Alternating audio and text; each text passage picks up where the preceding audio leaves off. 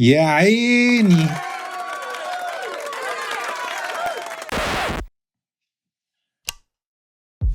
مكعب روبيك أو الروبيك كيوب بدأ كلغز للأطفال والكبار، ولكن سرعان ما تحول للغز كلاسيكي مهم جدا لدراسة وتطوير قدرات الكمبيوتر. في فيديو النهاردة هنتكلم شوية عن إسهامات الروبيك كيوب في الكمبيوتر ثينكينج ودوره في تطوير ذكاء الكمبيوتر وتحويله من آلة حاسبة لجهاز ممكن يحل مشاكل حقيقية وكمان يتحداك في الشطرنج وغالبا هيكسبك. قبل ما نبدأ عندي ليك سؤال: هل أنا فعلا اتمرنت إني أحل الروبيك كيوب وأنا مش باصص له وباصص للكاميرا، ولا في خدعة؟ ارجع اتفرج على اول حتة تاني واكتب لي تحت في الكومنت دي كانت خدعة ولا حقيقة، وانا هكشف الموضوع في اخر الفيديو. يلا بينا نبدأ. تم اختراع مكعب روبيك سنة 1974 بواسطة المعماري المجري البروفيسور إرنو روبيك، ويا رب اكون بنطق الاسم صح. وعلى فكرة هو عايش حتى هذه اللحظة اللي نزل فيها الفيديو، وعنده دلوقتي 81 سنة. بروفيسور روبيك هو اول واحد تقريبا قدر يحل اللغز دوت، واستطاع ان هو يحله في شهر. ويقال ان هو ما كانش يعرف لما اخترع هذا اللغز هل هو اصلا ليه حل ولا ما كانش ليه. عظمة اللغز في انه لغز بسيط الشرح، لان قوانينه سهلة جدا ممكن تشرحها لطفل عنده 4 سنين. بس صعوبته ان هذا المكعب البسيط ال3 في 3 هتلاقي ليه 43 كوانتيليون احتمال. الرقم ده ملوش ترجمة بس هو اللي طالع حالا على الشاشة. مكعب روبيك في نهاية المطاف ومع تطور البحث في مجالات تعلم الآلة والذكاء الاصطناعي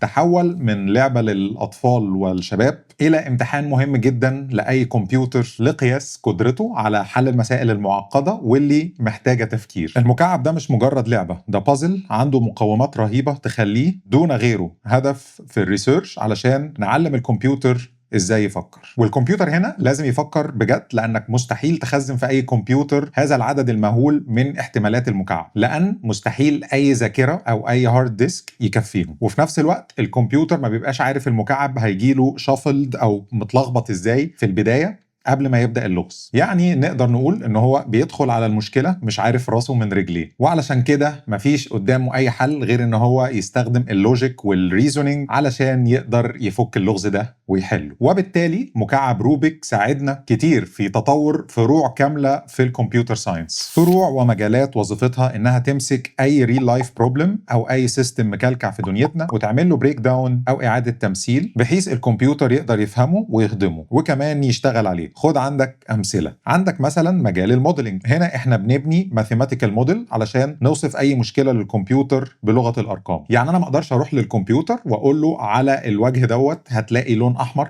او لون اصفر، ولا كمان اقدر اقول له اعمل روتيت للصف دوت او العمود دوت واشرح له يعمل ايه بنفس الطريقه اللي انا بشرح بيها لاي بني ادم. الكمبيوتر في الاول وفي الاخر كائن ما بيفهمش غير ارقامه بس، فلازم نترجم له كل الالوان والحركات دي لمعادلات وحسابات. كيفيه تمثيل مشكله حياتيه زي لغز روبيك لارقام، ده هو مجال الموديلنج، وهو من اهم فروع البحث لان النجاح في حلول كتير من المشاكل بيعتمد على طريقه تمثيلك الرقمي ليها. عندك كمان مجال الالجوريزم. المكعب ده شجع جدا الريسيرش في مجال الكمبيوتر في اننا نطور الجوريزمز جديده. والكمبيوتر الجوريزم ببساطه هي مجموعه تعليمات او قواعد دقيقه جدا بتتنفذ بالترتيب.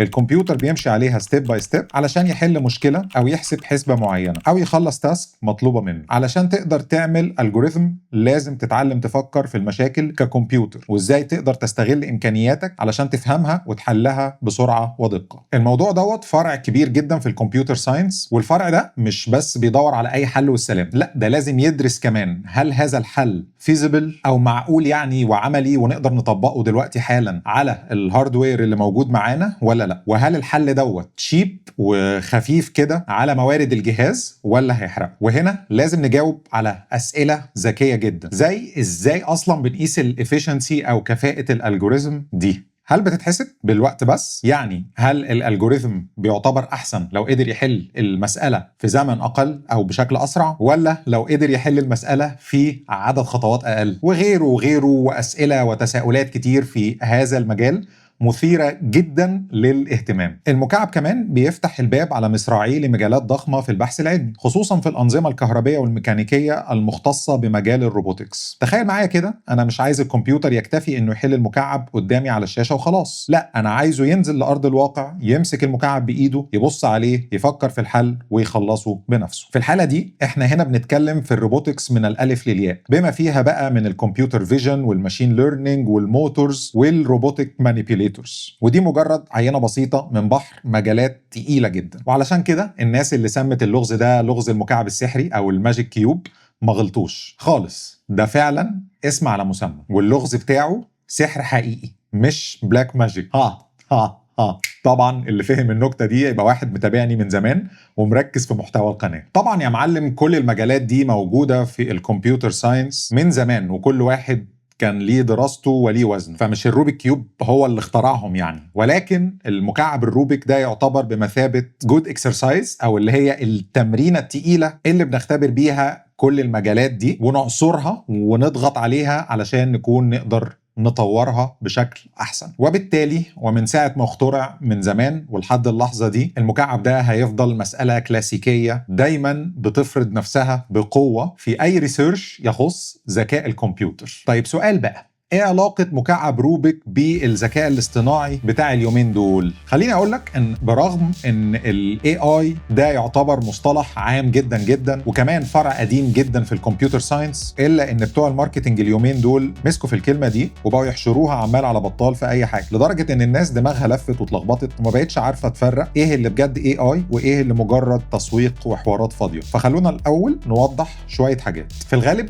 اي حاجة بتخلي الكمبيوتر يفكر او يتعامل مع ريل لايف بروبلم، او يعني مشكله من ارض الواقع، مش مجرد حسبه مباشره او مساله رياضيه بحته، بنصنفها فورا على انها AI. فخد عندك بقى ايه امثله. لما الكمبيوتر يلعبك فيديو جيمز ويقرفك، ده AI. لما الكمبيوتر يقدر يحل وورد بروبلم مكتوبه من غير ما انت تخش كانسان وتحول له المساله الكلاميه دي لمعادلات وارقام وتاكلها له في بقه بالمعلقه، ده كمان AI. ولما الكمبيوتر يقدر من خلال جيفنز يتوقع الويذر فوركاست او حاله الطقس، وكمان يقدر يحلل حركه الاسهم في البورصه، كل الكلام دوت بيندرج تحت بند ال AI. اما بقى ترند كلمه AI بوضعها الجديد اللي مكسر الدنيا من اواخر 2022، فده غالبا بيكون مقصود بيه الماشين ليرنينج، او لو عايزين نكون ادق حته متخصصه جواه اسمها الديب ليرنينج. الفكره هنا ان الكمبيوتر بيستخدم شبكه معقده متوصله ببعضها من الكمبيوتيشنال نودز، او شويه قطع من اكواد برمجيه وحسابيه متوصلين ببعض، واللي بنسميها النيورال نتورك. دي بتبقى مترتبه ومتوصله ببعض بطريقه معينه علشان تحاكي وتقلد الريزونينج او طريقه تفكير مخ الانسان. وعلشان كده هي بتكون زي الانسان، بتبرع جدا في الباترن ريكوجنيشن وتعلم الانماط المتكرره، وفي النهايه بتقدر تاخد قرارات ويعني تتصرف زي البني ادمين بالظبط. وبما ان الاي اي موديلز الجديده ديت بتتعلم الانماط والباترنز من داتا سيتس كبيره جدا، او يعني كميات مهوله من الداتا، فمكعب روبيك هنا يعتبر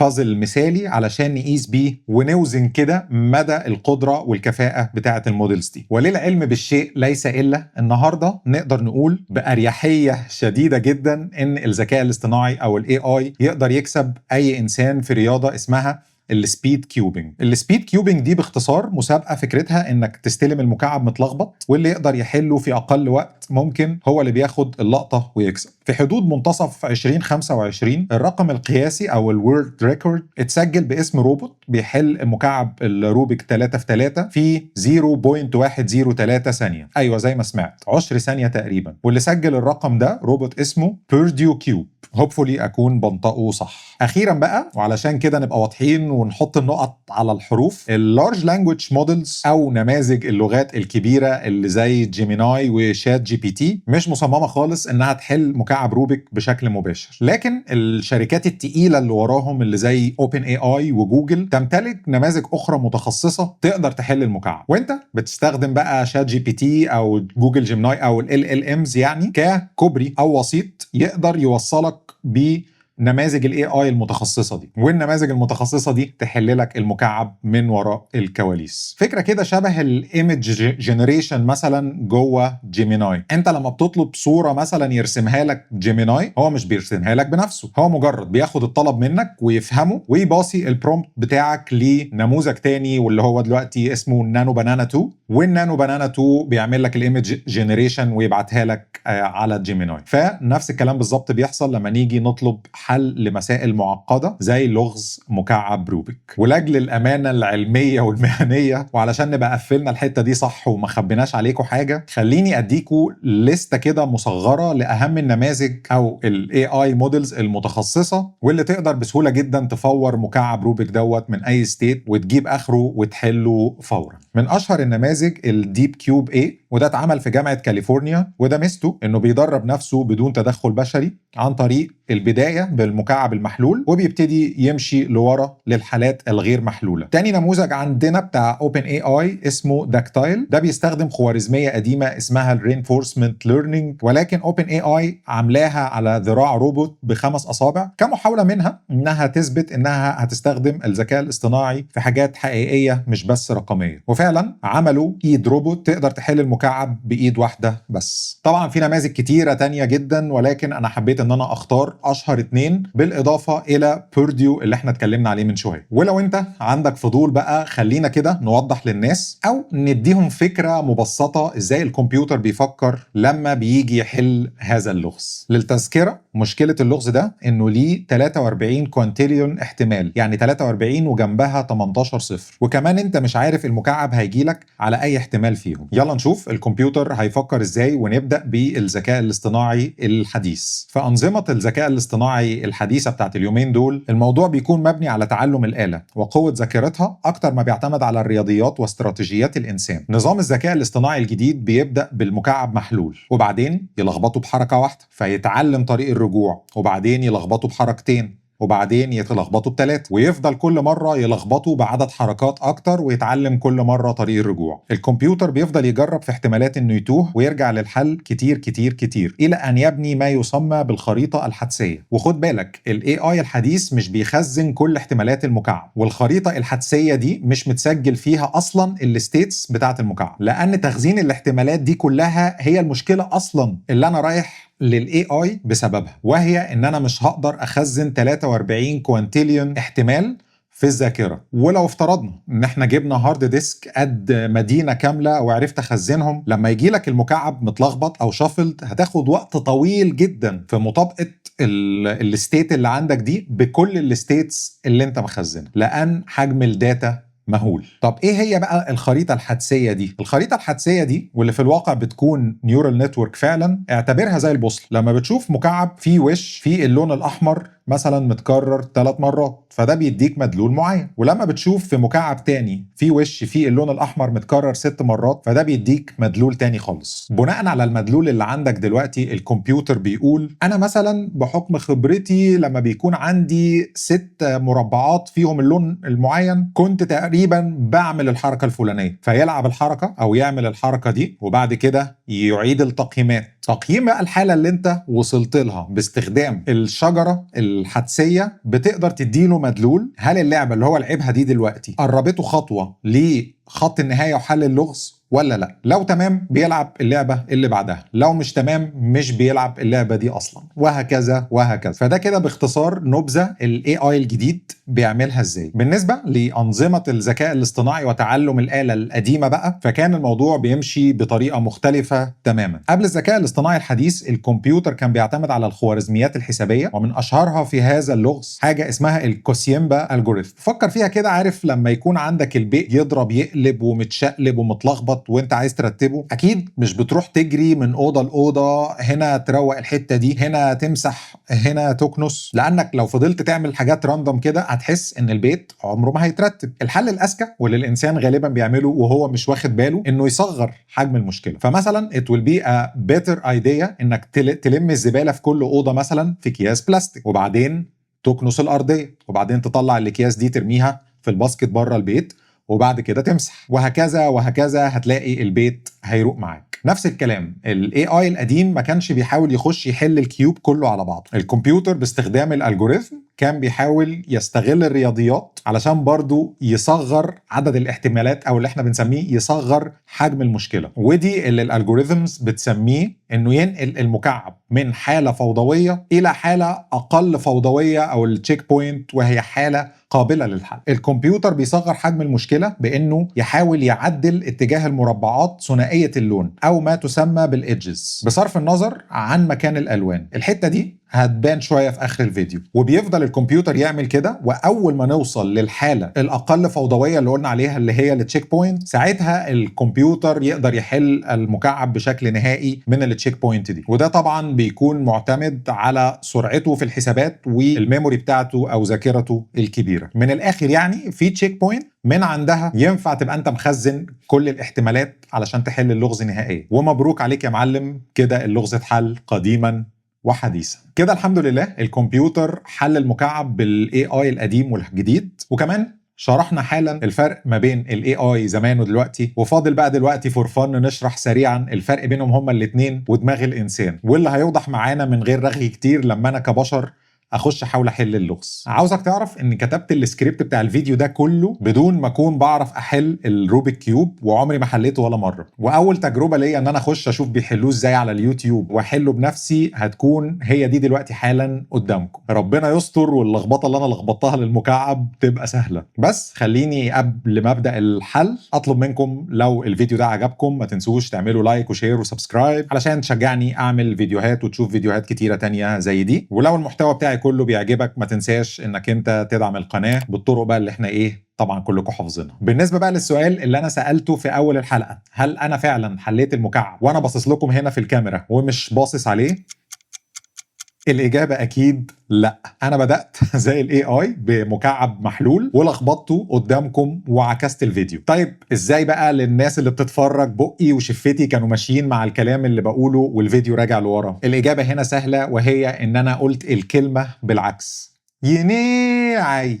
والحركة دي أنا اتعلمتها من الفيديو كليب بتاع مناية بتاع مصطفى قمر، كان فايرال زمان على أيامنا وكان مكسر الدنيا، طلعنا بالايفكت دوت. نبدا الحل بمكعب متلخبط، وانا هنا ما جبتش الديب من ديله، مجرد مشيت ورا تيوتوريال على يوتيوب، ممكن تدور عليهم هتلاقي منهم كتير، بص عليهم بنفسك وجرب تحله، هتكون متسلي جدا جدا جدا. واثناء بقى ما انت بتتفرج على الفيديو بتاعي دلوقتي حالا متسرع، خليني اقول لكم شويه نصايح. دي هي المكعبات ثنائيه اللون، لان كل واحد في لونين بس باينين وبيسموهم الايدجز، وفي منهم 12 واحد. دول اسمهم مكعبات السنتر، ودول عددهم 6 وثابتين في كل وجه، عمرهم ما بيلفوا، وكل واحدة منهم ليها لون واحد. دول بقى الكورنرز وعددهم 8، وكل مكعب فيهم بيوريك 3 ألوان. دول أرخم حاجة في إنك تجيبهم أماكنهم. في التيوتوريالز الحركات لكل مكعب ممكن تتسمى بالحروف، وهم U و D و L و R و F و B، إشارة إلى up و down و left و right و front و back. حاول تكون الوجه الأبيض الأول وهو الوجه العلوي، وتبدأ الأول بالإيدجز وتحاول تعمل بيهم علامة البلس، وبعدين تخش على الكورنرز. بعد الوجه العلوي اوعى تخش على الجوانب. في هذا اللغز اشتغل على الطبقات وليس على كل جانب لوحده. يعني بعد ما تخلص الأبيض فكر كأنك بتحزم المكعب، هتعمل الحزام داير ما يدور من فوق لتحت. بعد ما تخلص حزامين ادخل على الوجه الأسفل وهو الأصفر، بيكون عكس الأبيض في المكعبات الروبيك الجديدة. وبرضو هنبدأ بالإيدجز ونحاول نعمل بيهم علامة البلس. هتقابلك بقى مشاكل ساعات انك انت بتلاقي التيوتوريالز مش بتنطبق على المكعب بتاعك، وان في مكعب موجود في الحته اللي المفروض يبقى فيها بس واخد زاويه معاكسه للي انت شايفه. هنا بقى هتستغل فيديوهات اليوتيوب، لان في شويه الجوريثمز بتعمل فيها 3 حركات ورا بعض، بيروح عادل لك اللون، بيبقى بالاورينتيشن بتاعه المظبوط علشان ينزل في مكان. اتفرجوا على بقيه التايم لابس، وما تنسوش ان دي اول مره بعمل فيها الروبيك كيوب، وانا بسجل الفويس اوفر دوت. انا ما كنتش متاكد ان انا بعد ما اقفل التسجيل وامشي ورا التيوتوريال ان انا هعرف احله ولا لا، لان في ناس كتير بتمشي ورا اليوتيوب تيوتوريالز ولكن ما بتوصلش للنتيجه. انجوي، ويا رب ان هو يقفل معايا، والا تقريبا همسح الجزئيه دي. هاف فن يا شباب.